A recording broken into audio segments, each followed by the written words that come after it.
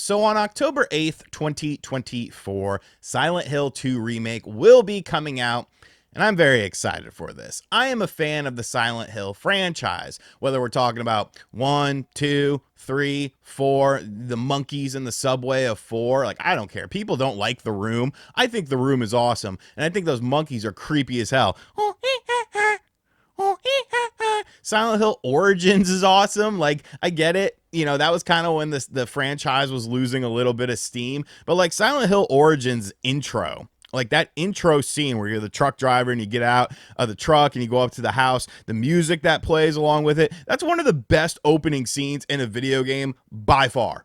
I'll put it right up there with like Metal Gear Solid 2 status stuff. Like it's an iconic scene.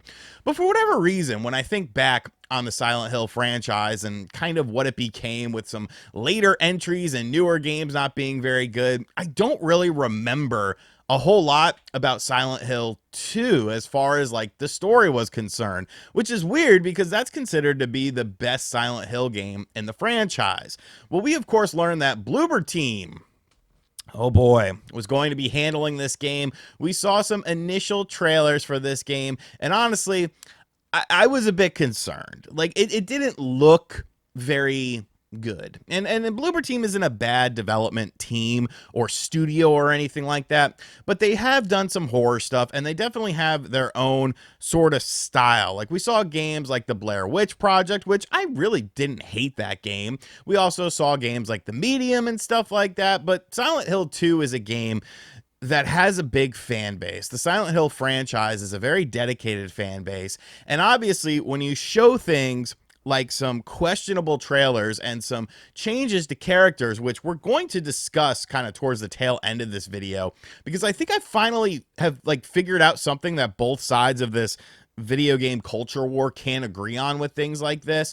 You know, I was definitely very hesitant with this game. Well, some new previews, a new trailer just went out for the game. We got hands-on impressions from journalists, and well, you could say, well, maybe these journalists don't know what they're talking about, if they like the game or not. Oh, I don't like this journalist. Like, I get that. That's a thing that you can definitely take into account, but I'm more so looking at the finer details of things. And generally speaking, most of these previews have been very positive, like shockingly positive, to the point of where, like, you know, maybe I was wrong kind of writing this game off. And I think that that is something that's very good. So obviously, you know, a lot of these previews talk about the graphics. They talk about the audio of the game. Everything is pretty much up to snuff in terms of those departments. As I mean, it's 2024 now. Like, you should kind of expect that to be, you know, somewhat of a standard. Like, Silent Hill, from what we've seen, Silent Hill 2, it's not the most impressive looking game. It doesn't have the same sort of jump, in my opinion,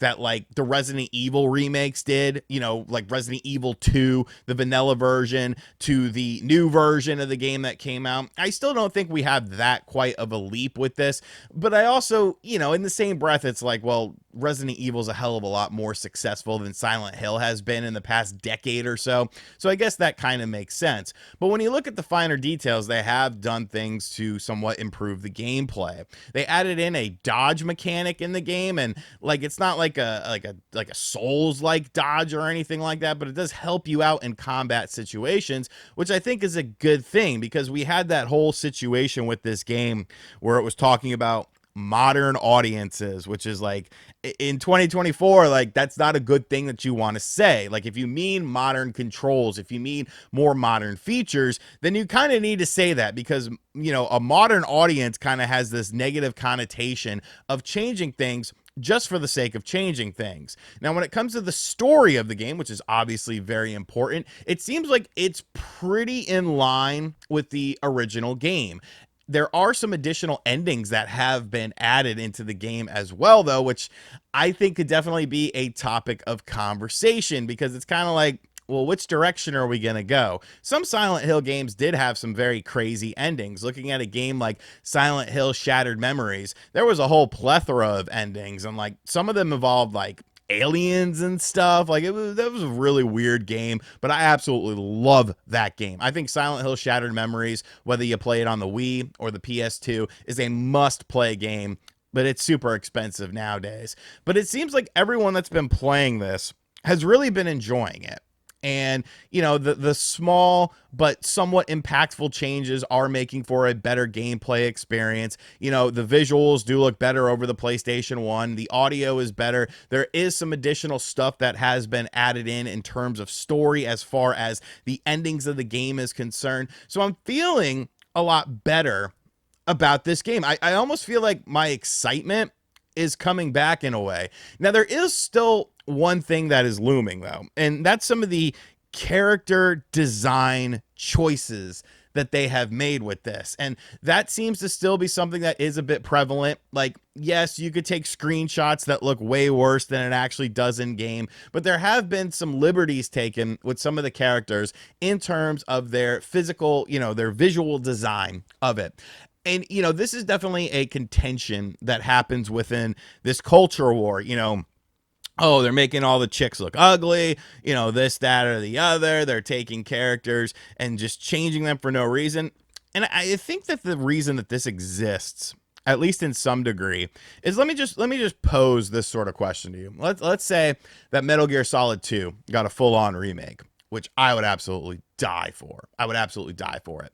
And they make it so that Solid Snake in the intro scene, he's now fat, he doesn't have a beard, he doesn't smoke cigarettes, and like he talks about his sexuality. Like, you're taking something that is an established character, an iconic character, something that a lot of people have potentially a personal attachment to, such as myself, because without Metal Gear Solid 2, on that snowed in North Carolina, weekend when I couldn't go out and party, I might not be here right now. Like, that game is something I hold very near and dear to my heart. So changing something so fundamental about a character and then expecting people just to accept it, and then when they sort of push back on it, you're like, oh, well, you're the bad person. It's like, no. If you want to make a new character, a new IP or something like that designed with your vision, and I know we're getting way off topic here, but, it is what it is, that's fine. I don't think anyone's going to, hold that against you. They might not like the character that you create or think it's weird. But when you're messing with a character that's already established, when you're messing with something that already exists and changing it just for the sake of changing it, that's where the problems sort of lie. And I really feel like, both sides of this culture war need to acknowledge that as something that is serious. Yes, there are people that go way over the top with it on both sides of the coin. But you have to understand the emotional attachment to, certain characters and what it means to individuals and what impact it might have had on their lives. Because, like I said, go watch my video about video games saved my life that I made 6-7 years ago. Like, that's a true story. That's a true story there. But to get back everything full circle, because I don't really have that same sort of, personal attachment to the characters, I'm still, willing to give it somewhat of a chance. But now I'm excited for this game again. And I think that's good. I think that's good. Has Bloober Team finally figured it out?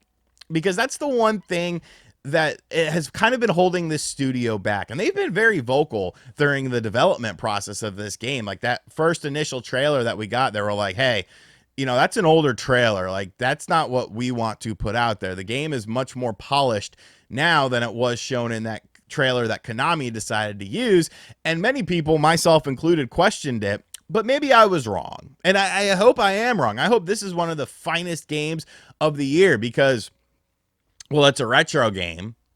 Retro games are cool, especially when they get a modern coat of paint. Like, that's at this point in time, it's like, hey, take a chance on an unknown or play something that you're familiar with and, have a good time and enjoy quality of life improvements. Just don't mess too much with the story, because there is sort of, that if you do have additional endings, well, how do we get to those additional endings? What are those additional endings? Are you changing some things within these additional endings? I guess we'll have to wait and see with it, but I'm feeling hopeful. I probably shouldn't be, but I am feeling hopeful for Silent Hill 2 Remake. And it's really, what, a month and a half away? Like, let's go. Let's go. This is a game that's definitely a day one purchase if I do not get a review copy of the game. Let me know in the comment section down below, though. What do you think about the new trailer that they showed? I did show off this trailer. I'll probably show some snippets of gameplay that was captured by various websites and stuff like that. I'll put a little credit, like a text credit on the screen. So if you want to check out those videos, go check out their channels and see what everything is doing with that. But everything I've seen so far, as far as these new previews are concerned, definitely has me feeling a bit better. It definitely has me feeling a bit better. And as always, guys, thank you for checking out this video. If you are new to the channel, make sure you hit that subscribe button, like, comment, and share. Hit the bell as well. And as always, I'll catch you guys on the next video. Later.